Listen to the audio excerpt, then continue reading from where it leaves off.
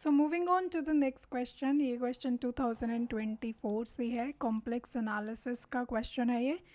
Find the function which is analytic inside and on this circle. ठीक है, this circle can be written as mod z is equal to 1, है ना। Z is equal to e to, you know that. देखो अपने पास अगर z is equal to r e to the power iota theta होता है, then I can say that mod z is equal to simply r. So here mod z is equal to 1. So the function is analytic inside and on the circle. देखो दो theorems हैं अपने पास, एक तो Taylor series और एक अपने पास लोरेंट expansion है. In the Taylor series the function is analytic inside and on the circle. So ये जो word है ना inside and on the circle, this is used in Taylor series expansion. In Laurent series expansion we have a basically we have annulus region, मतलब the region between these two circles. जो function है, function is analytic in between this region. ठीक है, तो because the function is analytic inside and on the circle, so I can take Taylor expansion of the function and it has the value, this is the value of the function on the circumference of C. On the circumference of C on this circle, this is the value of the function where a square is greater than 1. So हमें ये function find करना है.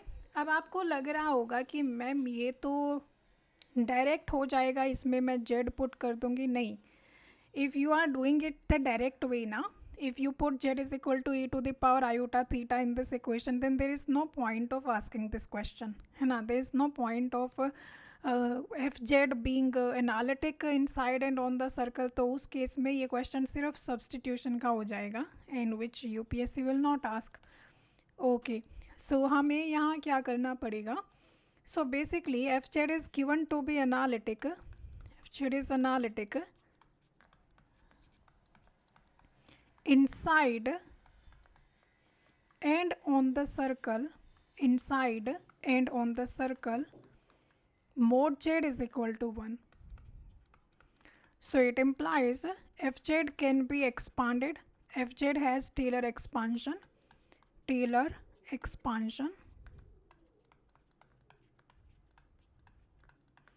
and what was the formula for Taylor expansion? Fz equals to summation n going from 0 to infinite a n z to the power n, where a n is equal to 1 by 2 pi iota integration over c fz divided by z to the power n plus 1 dz, where c is nothing but the circle with radius 1 and center 0.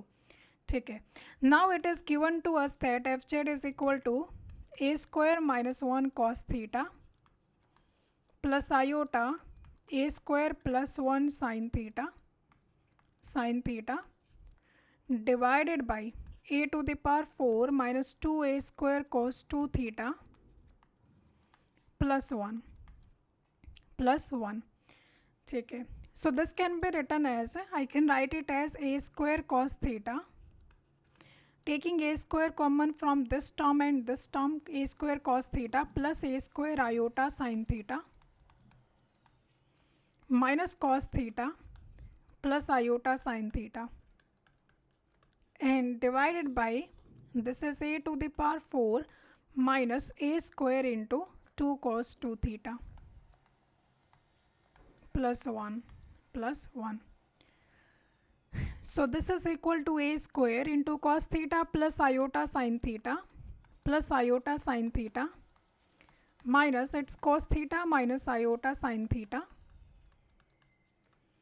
divided by a to the power 4 minus a square. Now 2 cos 2 theta can be written as e to the power 2 iota theta plus e to the power minus 2 iota theta and plus 1.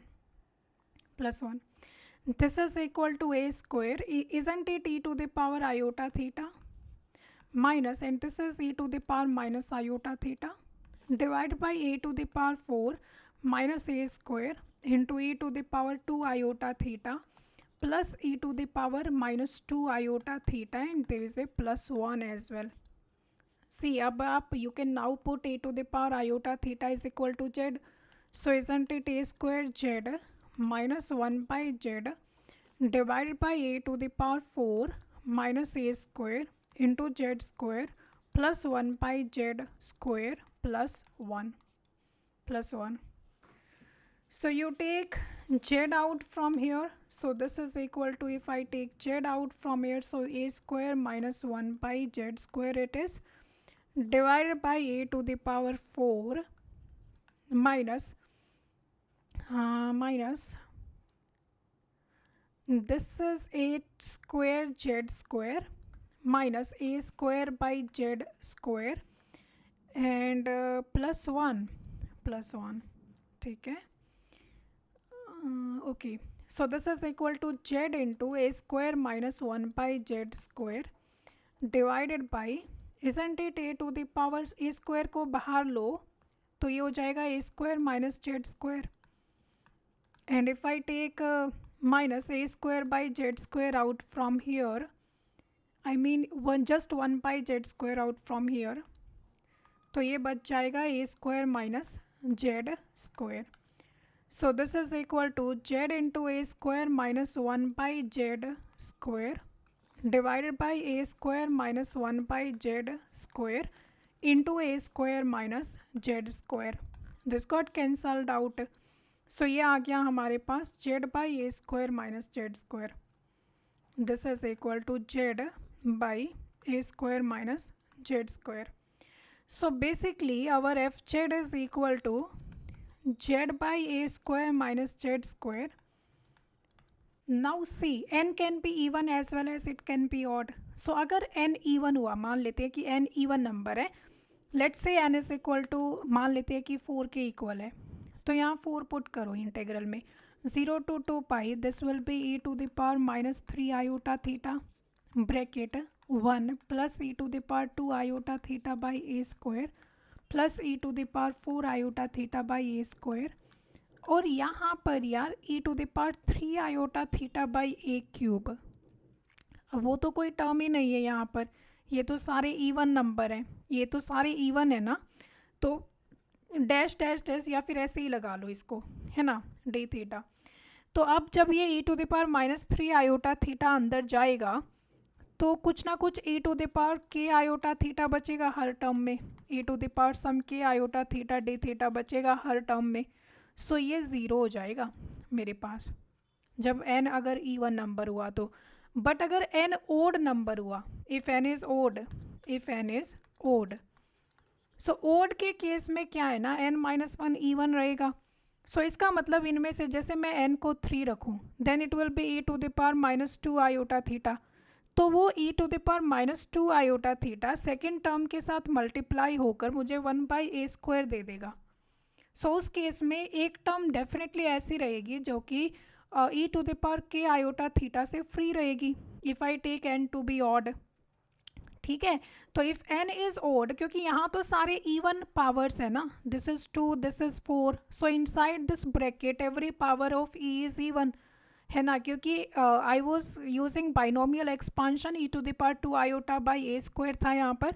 सो यहाँ तो सारी powers even है, तो यहाँ भी एक even power होनी चाहिए ताकि मुझे लेट्स सपोज ये अगर इवन है तो ये भी तो इवन है ना. सो ये दोनों मिलकर मुझे 1 बाई ए माइनस 1 दे देंगे, and there will be no e to the power k iota theta in that term. So वो ज़ीरो नहीं हो पाएगी. But if I take n to be even, then in each and every term there will be some e to the power k iota theta, तो वो zero हो जाएगा. But if n is odd, then an is equal to 1 by 2 pi a square 0 to 2 pi e to the power minus n minus 1 iota theta into वो जो term है ना e to the power n minus 1 iota theta, it will still remain there a to the power n minus 1 D theta. Why is it, वो ये पहले क्यों नहीं ली मैंने?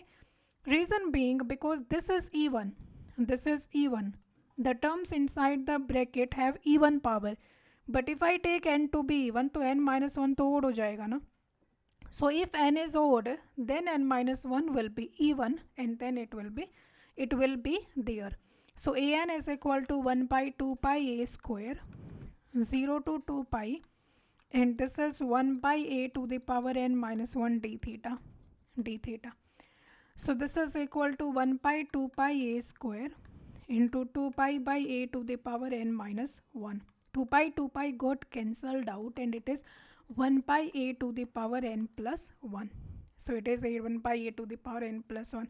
So fz now is equal to a1z plus a3z square, क्योंकि C F Z क्या था, F Z was equal to summation N going from 1 to infinity A N Z to the power N.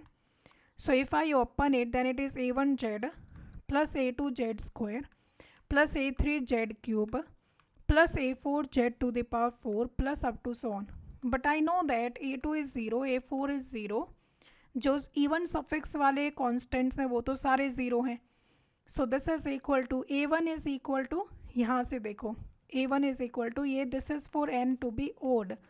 n अगर odd है तो मुझे an मिल रहा है 1 by a to the power n plus 1. So a1 will be 1 by a to the power 2 into z plus now a3 will be 1 by a4, 1 by a to the power 4 z cube plus a4 तो zero हो जाएगा. अब a5, so 1 by a to the power 6 into z5, then z7, so 1 by a to the power 8 z to the power 7 plus up to so on. So this is equal to z by a square, isn't it z by a square 1 plus z square by a square plus z4 by a to the power 4 plus z6 by a to the power 6 plus up to so on. Okay, so this is equal to z by a square, isn't it the binomial expansion of 1 minus z square by a square का inverse है ना, 1 plus x square plus x to the power 4 plus इस तरह से 1 plus x square plus x cube. So this is equal to z by a square divided by 1 minus z square by a square. इसको अपन करेंगे तो you'll get z by a square minus z square. And this was my left hand side. This was my left hand side. तो बस तो फिर ये answer आ गया. So basically here we needed to find fz, है ना. तो देखो उसमें जो पुट करने वाला है वो चाहे आप, बट वो भी करना पड़ेगा आपको. So this question was meant to be solve like this. Taylor expansion तो यूज़ करना पड़ेगा because function is given to be analytic inside and on the circle. So एक बार रिपीट कर देती हूँ. सबसे पहले तो बहुत सिंपल है. I evaluated F Z in terms of Z, so I reach till here. Now we know that by Taylor expansion fz can be written as a and z to the power n with the summation, and the formula for an is 1 by 2 pi iota integral over c fz by z to the power n plus 1 dz. So fz को हमने place कर दिया. Then I took z to be e to the power iota theta. Limits will be from 0 to 2 pi over the circle. Understood? So ये आ गया. Finally ये आ गया. Now taking the binomial expansion of this expression. So 1 plus e to the power 2 iota theta by a square plus e to the power 4 iota theta by a to the power 4. अब यहाँ पर you can clearly see that if I take n to be even, तो there will be some e to the power k iota theta in each and every term. So ये zero हो जाएगा if n is even. Sorry for the noise. If n is odd, अगर n odd है तो ये term बचेगी, है ना. So this will be 1 by a to the power n minus 1 d theta. And after solving it you will get 1 by a to the power n plus 1. Now fz is equal to a1z plus a2z square plus a3z cube up to so on.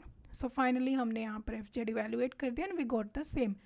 अब there is no, I know there is no point of कि fz तो मिल ही चुका था मुझे तो वहीं से लिख देते आंसर, बट नहीं कर सकते आप ऐसा. टेलर एक्सपांशन से ही प्रोसीड करना पड़ेगा आपको.